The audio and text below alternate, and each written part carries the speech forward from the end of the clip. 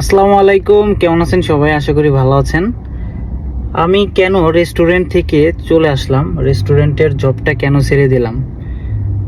সবচেয়ে প্রথম কথা হচ্ছে, আপনি যে জায়গায় কাজ করবেন সেইখানে কাজ যতই কঠিন হোক, কিন্তু আপনি স্যালারিটা যদি না পান মাস শেষে, তাহলে কেমন লাগবে আপনার?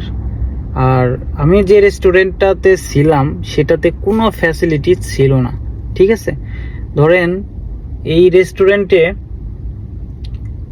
আপনার যে সৌদির যে রেসিডেন্ট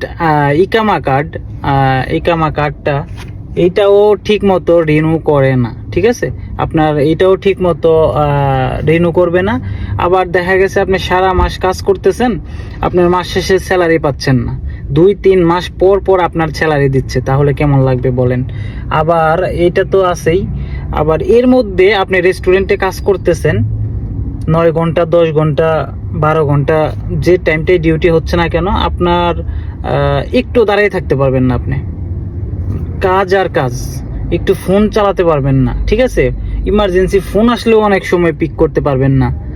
এই কাজের জন্য দেখা গেছে আপনার অর্ডার নাই হাতে, আপনার ক্লিন করতে হবে, এটা ক্লিন করো, ওইটা ক্লিন করো, অনেক ঝামেলা, ঠিক আছে?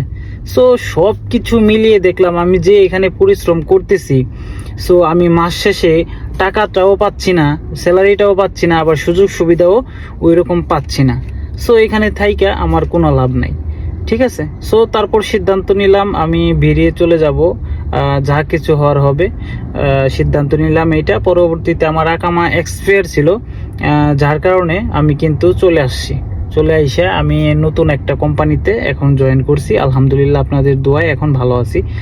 আপনারা যারা এই রেস্টুরেন্টের জবগুলা নেবেন, অবশ্যই জব নেওয়ার আগে আপনারা এই রেস্টুরেন্ট সম্পর্কে ভালোভাবে জেনে শুনে তারপরে জয়েন করবেন।